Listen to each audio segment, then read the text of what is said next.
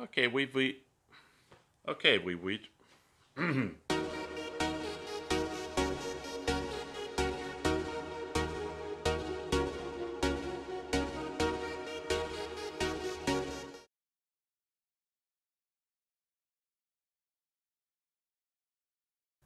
Hi everybody, I'm Mike. Welcome to my shop, Bubba's Workbench. So today on Hit or Miss, I'm going to review this product called Weather Wash. It's a tannin-based reactive stain, which takes the tannins that naturally occur in wood, react to them to give this weathered look or aged look naturally, as their can implies to age wood naturally. So what I decided to do with this review, let's see what happens if we don't have the greatest conditions, don't have the brand new wood. I decided to make the three that you see here out of pallet wood. And we'll get to what my final test is going to be after I show you some highlights from my experiments. And I'll explain those experiments as we go along. So my first test was done under the most ideal conditions. I went to Home Depot, bought an off-the-shelf. I refer to it as construction lumber. However, it's just a 1x12 shelf, 4 foot long. I tried to pick a board out that had least amount of knots in there. And what I did is I positioned those knots in a place where you wouldn't see it, like on the feet of the pet food stand. So, and on the day that I made that project, it was a bright sunny day, so all conditions were perfect. I had nice brand new wood and a bright sunny day. And everything worked flawlessly. One other aspect was testing the way to apply the product. Now on the can they tell you can use any method from spraying, wiping, or brushing to apply the product. I usually prefer to wipe or dab a product, and I chose a brush, and I chose my go-to method, which is using like a painter's cloth or painter's rag to wipe the product on. I like that method myself the best because of the material absorbs the product, so you retain a lot of it in your rag that you can kind of dab around, and it just seems to, for me, work better. I did try it with a brush, and I will tell you I do not recommend the brush method. The brush does not appear to hold this product at all, and it pretty much just falls right off of the brush, and it makes big mess all over the place. So a lot more of it's going onto the ground or onto your work surface rather than the project that you're trying to apply it to. So I would say that the one method I did not try that would also probably work just as well as using a foam brush. Now the reason why I stayed away from foam brushes, as you will see in a future test, is that what if you want to use it on wood that's not perfectly smooth? Well, if you're using a foam brush, it's going to tear up pretty quickly when you're rubbing it across a rougher grained wood. So I think it goes back to using the painter's cloth method works the best, because then on rougher wood you can dab, make a little ball out of your rag and kind of dab it on the surface. And that's what I did most of the time.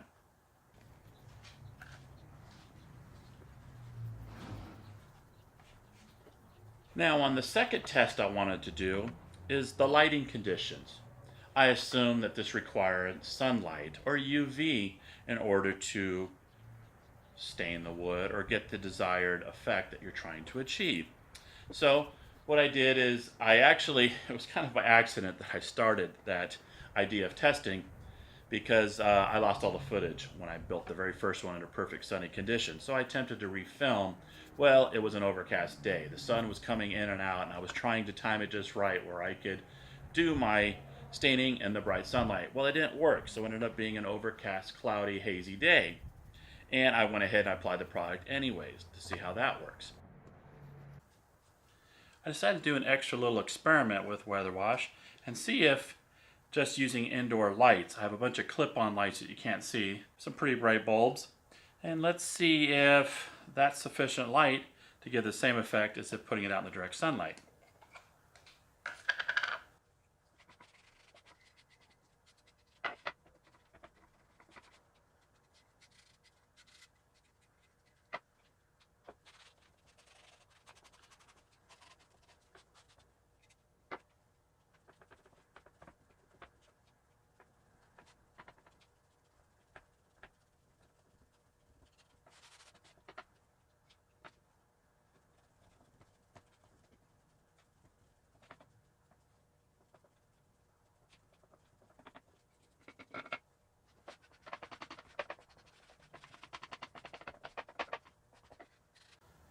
Okay, well after 12, 13 minutes, I'm not getting the exact effect that I have within 10 minutes outside. And I don't know if it's because the UV has more of a drying effect. These pieces are still real wet, so they need to dry. And as you can see from the flip side, now the wood is a much different texture on both sides, so I'm not sure that this is an accurate representation of if it's working the same. So one little trick I'm going to do now is I'm going to turn off my clip-on lights. I'm going to put on my halogen light, which gives off an intense amount of heat and light, and see if that will speed up this process.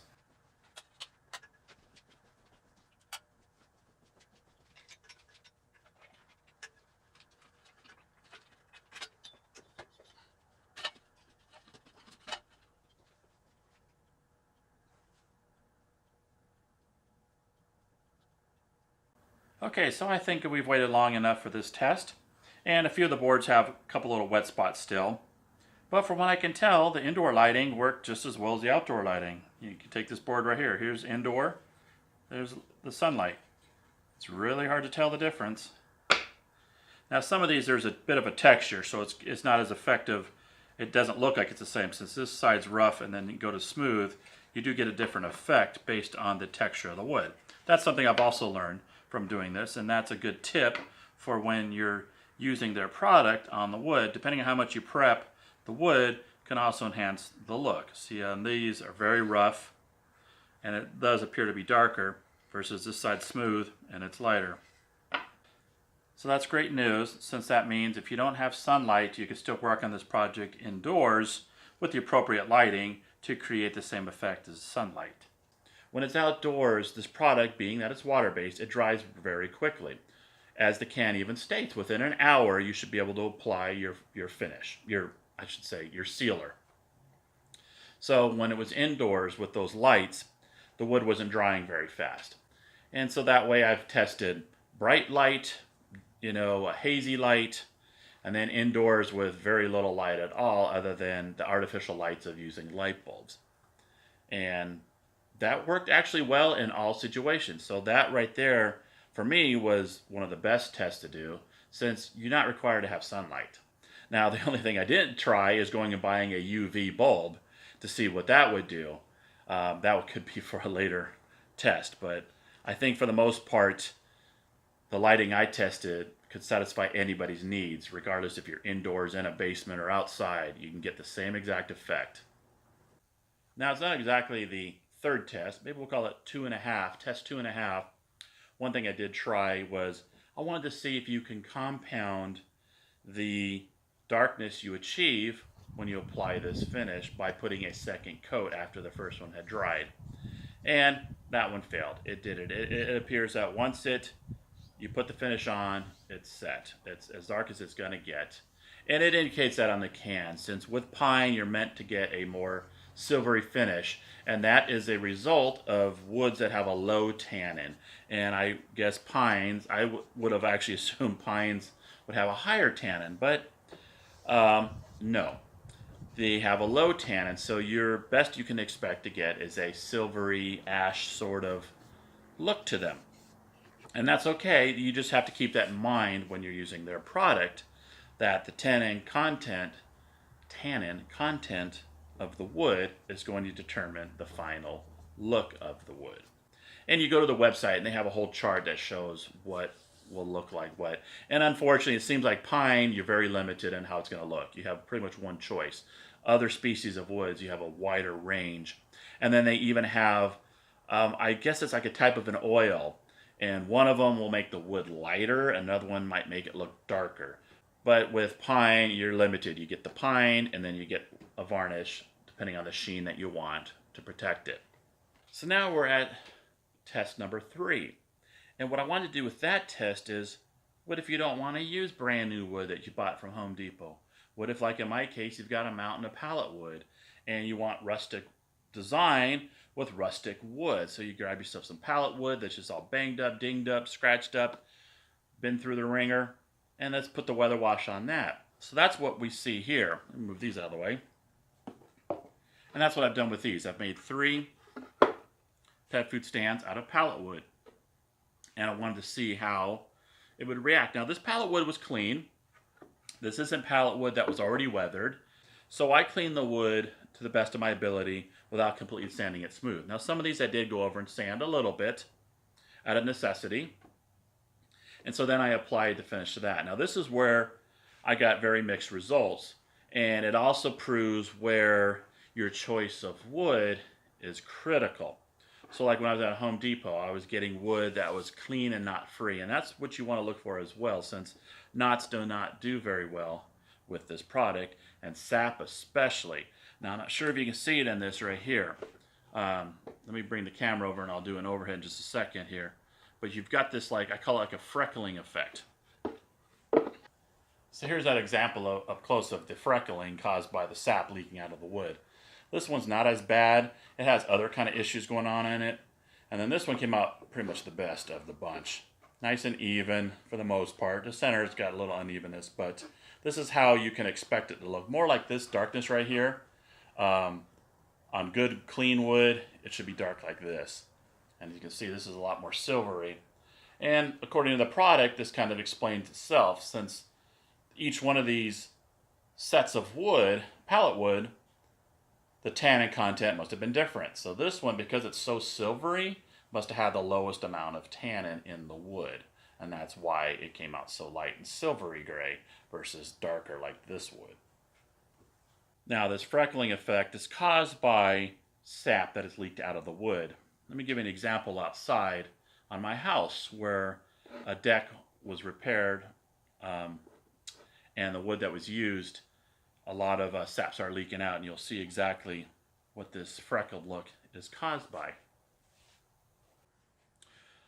So what I plan to do with these is, since I don't like that look, that's completely unacceptable for me, is I've noticed some other people on Instagram applying a regular stain over the top of the weather wash.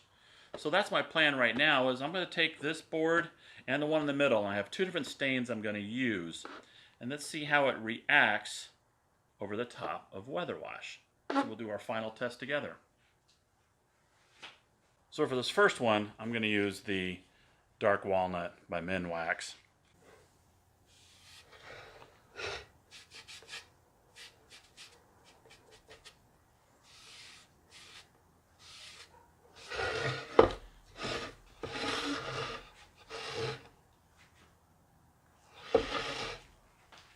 Okay, as many may have expected, the stain did not cover the freckling, which goes to reinforce my opinion that that freckling is caused by sap. You can't stain over sap, just like you can't stain over glue. So it does look better, I think, but you still have that freckling. I went ahead and applied a second coat of stain, and while it did hide some of the blemishes a little bit better, this is not the desired effect I was looking for. And I've decided I'm not going to go any further with adding lighter grade stains, since this stain should have been much lighter. Here's a test piece I have of some cabinet grade plywood, which the veneer on top is pine. This is dark walnut. So as you can see, they're nowhere near the same. And obviously with a dark gray base like that, it would be darker, but I was not expecting it to be nearly black. Now, as a benefit, if you want to call it that, this has that appearance of like a Shoshugi bond technique. So, you know, if you're looking for that burnt wood look, well, this achieved it, but I think there's easier ways to do that rather than putting weather wash and then a stain. So I'm not going to go any further with testing stains over weather wash.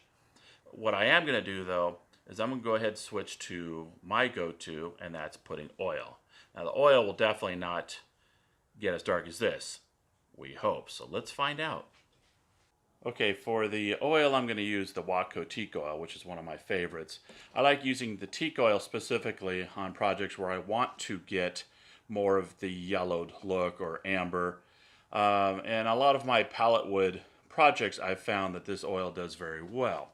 Now, one of the things I want to test by putting oil on is to see if it wants to lift the weather wash off of the wood. So that's what we're also going to see. I'm hoping to get the darkness I'm looking for and see if it lifts the weather wash.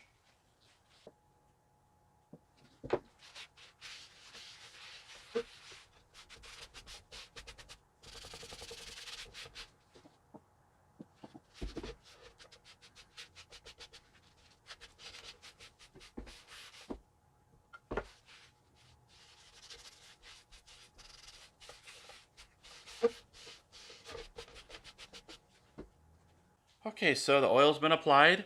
Not exactly the effect I was looking for, and honestly, I didn't know what was going to happen. That was the whole point of this test. One thing I did notice, though, was kind of interesting, is it appears that weather wash has a bit of a drying effect to the wood, since as soon as the oil touched the surface, it was immediately soaking into that spot. Normally with this oil, you can pour it on pretty heavy and you can spread it around pretty evenly and you have plenty left. Well, I had to keep applying and applying because it was just soaking right in. We're now at the end of this review, and the final step would be to put some sort of protection on our weather washed surface. And Weather Wash has us covered with their pre-catalyzed conversion wood sealer, or varnish. It's water-based and it's a non-yellowing formula. So the only test I wanted to perform, and I already have done, especially in the previous build video, is to see if their varnish works as well on a weather-washed surface as it does on a non-weather-washed surface, such as one that was just a straight stain. And I have done that on a previous one of these pet food stands. It works exactly the same. As a matter of fact, this is the best water-based clear I have used yet. My usual go-to is polyacrylic. It's water-based and very easy to apply. You can wipe it, brush it, spray it, whatever you want to do. I usually recommend spraying polyacrylic. I haven't had the best results with brushing. Sometimes you get a little bit of texturing or the brush marks, which is most likely my fault, but it seems like it's a lot harder to avoid. Even when I've used a foam brush, it's difficult. Now with the weather wash, it flows so good, it's unbelievable. And it seems like no matter how much you put on, it just flattens itself right out, leaves a beautiful finish, brush free. It looks like you sprayed it even though you brushed it. Okay, that about wraps it up. Time to give my final thoughts, opinions, and maybe some tips while we're at it on the weather wash system. Product does what it says it's going to do, does it extremely well, does it extremely fast. Now in all of this testing I have done, what I did learn that is critical to success is wood selection. Make sure the wood is clean. And when I say clean, I mean like brand new wood that is free of sap leakage or any sort of finish whatsoever, and you'll get very consistent, reliable results. The pallet wood testing we did, you can see very inconsistent, and it does not like sap, so that one was critical. You could probably sand off any other finishes and get good results, but definitely stay away from sap. Okay, now I want to talk about the application of it. Now it tells you you can wipe it, you can brush it, you can spray it. I will tell you, do not brush it. What you don't want to have happen is have puddles of this chemical on the wood. I had that happen on the underside, and with not very desirable results. It actually looked like I took a bottle of ink and just like splashed it. It was, one part was dark, one part was just, it looked like an ink stain. Exactly what it looked like. So the can tells you to drench the wood, however, and it also states, do not wipe after. Well, no. You want a nice, consistent, even coating. However much you put on, make sure it's even throughout, so then you will have that consistent result. And there's not much to say about the clear. We discussed that. It works great. It's awesome. You can use it on other projects. Doesn't have to be with weather wash. So what I suggest you do, though, or I'd like to encourage you to do, is go to their website. It's weatherwashcoatings.com. Link will be down below. And check out all of their other finishes. This was just for pine. We only have one choice. With oak and ash and walnut, there's many other choices available, and there's even some oils that can help you alter the effect of the naturally occurring weather wash effect. So I hope you found this video informative. Hit that like button, subscribe if you're not already subscribed, and until next time, you take care.